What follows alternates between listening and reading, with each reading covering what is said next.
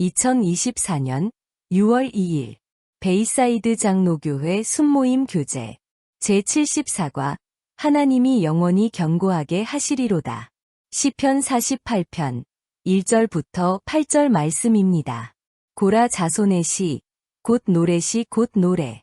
여호와는 위대하시니 우리 하나님의 성, 거룩한 산에서 극진히 찬양 받으시리로다. 터가 높고 아름다워 온 세계가 즐거워하며 큰 왕의 성 곧 북방에 있는 시온산이 그러하도다. 하나님이 그 여러 궁중에서 자기를 요새로 알리셨도다. 왕들이 모여서 함께 지나갔으며 그들이 보고 놀라고 두려워 빨리 지나갔도다. 거기서 떨림이 그들을 사로잡으니 고통이 해산하는 여인의 고통 같도다. 주께서 동풍으로 다시스의 배를 깨뜨리시도다. 우리가 들은 대로 만군의 여호와의 성, 우리 하나님의 성에서 보았나니 하나님이 이를 영원히 견고하게 하시리로다. 셀라. 1번. 오늘 본문에서 하나님은 무엇을 견고하게 하실 것을 말씀하고 있습니까? 그리고 그것이 당신에게 주는 교훈은 무엇이라고 생각하십니까? 오늘 본문은 고라 자손의 시로서 성경학자들은 그 배경을 두 가지로 보고 있습니다. 그 첫째는 여호사밧 왕이 다스리는 시대로서 모압, 암몬, 마온 등의 연합군이 이스라엘을 침공하였을 때 하나님의 도우심으로 그들을 물리친 사건을 기록하였다고 합니다. 그리고 두 번째는 히스기야 왕의 시대로서 아수르의 사네립을 하나님의 도움으로 물리치고 승리한 것을 찬양하는 내용을 기록하였다고 합니다. 오늘 본문은 예루살렘 성이 있는 시온산을 두고 여러 말로 하나님께 찬양을 하고 있습니다. 2절을 보면 시온산을 터가 높고 아름답다고 표현하고 있습니다. 예루살렘은 해발 800m 고지에 있는 도시로서 그 주변은 여러 산들로 둘러싸여 있습니다. 그러니까 예루살렘은 높은 곳에 있는 도시입니다. 그러나 그런 이유로 시편 기자는 예루살렘이 터가 높고 아름답다고 표현한 것은 아닙니다. 실제로 보면 그렇게 아름다운 곳은 아니기 때문입니다. 그러면 예루살렘 성이 있는 시온산을 터가 높고 아름답다고 표현한 이유는 무엇일까요? 그 이유는 하나님이 그 성과 함께 하시고 놀라운 일을 하셨기 때문입니다. 그래서 이러한 시온산을 시편 기자는 하나님의 성이라고도 불렀고 거룩한 성이라고도 부른 것입니다. 그러니까 예루살렘은 하나님이 함께 하시는 성, 하나님이 보호하시는 성으로서 이 세상의 그 어떤 성들과 구별되는 곳이라는 것입니다. 이제 이런 시온산이 의미하고 있는 것은 교회를 의미하고 있습니다. 교회는 하나님이 함께 하시는 곳이고 특별히 구별하여 놓으신 곳이기 때문입니다. 교회의 정의는 하나님에 의하여 세상에서 구별되어 그리스도를 믿게 된 자들의 모임을 말합니다. 그리고 예수님은 교회의 머리로서 교회와 함께 하십니다. 그러므로 교회는 그 어떤 곳보다도 강한 곳이고 그 누구도 쓰러뜨릴 수 없는 강한 요새라는 것을 알게 됩니다. 그리고 오늘 본문은 그러한 교회를 피난처라고 말씀하고 있습니다. 누구든지 주님의 몸된 교회에 모여 하나님께 기도하며 피하면 하나님이 보호하시기 때문입니다. 그 증거를 하나님은 여호사밧 왕을 통하여 그리고 히스기야 왕을 통하여 보여주셨습니다. 여호사밧은 어려움에 빠지자 하나님을 찬양하는 찬양대를 만들어 찬양을 시작하게 하였는데 하나님이 놀랍게도 연합군을 물리쳐 주셨습니다.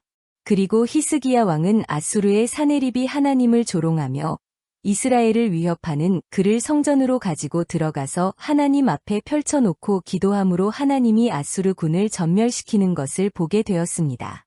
그러므로 그런 일을 통해 시편 기자는 하나님이 함께 하시는 성인 예루살렘을 통하여 하나님을 찬양하고 있습니다. 그러한 상황을 시편 기자는 4절에 열왕이 모여 함께 지나갔다고 말하고 있습니다. 그 뜻은 이스라엘을 차지하기 위하여 많은 나라들이 공격해 왔다는 것입니다. 그런데 5절을 보면 그들이 두려워서 빨리 갔다고 하였습니다. 하나님이 그들을 물리치심으로 그들이 두렵게 되어 그곳을 도망치듯 빠져나갔다는 것입니다. 그리고 7절은 하나님이 강대한 나라들의 침범을 무너뜨리는 행위로 동풍으로 다시스의 배를 깨뜨리신다고 말씀하고 있습니다. 다시스의 배는 다시스로 가는 상선을 말하는 것이지만 아주 튼튼한 배나 큰 함선을 의미하고 있습니다. 다시스로 가는 배는 지중해를 건너가야 하기 때문입니다. 그런데 하나님이 그것들을 동풍으로 깨뜨리신다고 말씀하고 있습니다. 성경에서 동풍은 건조하고 뜨거운 돌풍을 상징하는데 성경에서 첫 번째로 언급된 동풍은 곡식의 이삭을 깡마르게 하는 것으로 등장합니다. 보라, 또 그 뒤를 따라 깡마르고 동풍으로 시든 7 이삭이 솟아 나오더니 창세기 41장 6절. 그들을 따라 올라온 마르고 흉하게 생긴 암소 7마리는 7년이며 속이 비고 동풍으로 시든 7 이삭은 7년의 흉년이 되리이다. 창세기 41장 27절. 그러나 이러한 동풍은 이스라엘의 대적을 물리치는 도구로도 사용됩니다. 그 증거로 출애굽기 10장 13절을 보면 이스라엘을 놓아주지 않는 애굽의 바로 왕에게 동풍을 통하여 재앙을 일으키실 때에 메뚜기 재앙을 일으키셨습니다. 출애굽기 10장 13절 말씀입니다. 모세가 애굽 땅 위에 그 지팡이를 들매 여호와께서 동풍을 일으켜온 낮과 온 밤에 불게 하시니 아침이 되매 동풍이 메뚜기를 불어들인지라. 그리고 동풍은 이스라엘을 구원하는 도구로도 등장합니다. 그 증거로 출애굽 과정에서 이스라엘 백성이 홍해를 앞에 두고 두려워할 때 모세가 주님의 명령에 따라 지팡이를 바다에 뻗쳐들자 동풍이 불어와 이스라엘에게 홍해의 길을 내주는 일을 하였습니다. 출애굽기 14장 21절입니다. 모세가 바다 위로 그의 손을 뻗쳤더니 주께서 밤새도록 강한 동풍으로 바다를 뒤로 물러가게 하시어 바다로 마른 땅이 되게 하시니 물이 갈라졌더라. 우리는 이러한 성경의 내용을 통하여 동풍은 자연 현상이기보다는 하나님이 사용하시는 도구임을 알게 됩니다. 믿는 자에게는 돕는 동풍으로 나타나고 믿지 않고 죄악을 저지르는 자에게는 심판의 도구로 나타나는 것이 동풍입니다. 호세아서 13장 15절입니다. 그가 비록 그의 형제들 가운데서 열매를 많이 맺는다 할지라도 동풍이 올 것이요 주의 바람이 광야로부터 오리라. 그러면 그의 물 근원은 마를 것이요 그의 샘은 말라 버리리니 그가 모든 아름다운 기명들이 있는 보물 창고를 약탈해 가리라. 그러나 오늘 본문은 히스기야처럼 그리고 여호사밧처럼 하나님을 의지할 때 그들을 구원하는 도구로 동풍을 사용하셨다는 것을 말씀하고 있습니다. 이러한 오늘 본문이 말씀을 기억하며 나에게 몹시 어려운 순간이 오고 내가 감당할 수 없는 일들이 벌어져도 하나님을 의지할 때 하나님은 어디선가 시작되는지 모르는 동풍과 같은 도움을 주신다는 것을 잊지 말고 기도해야 하겠습니다.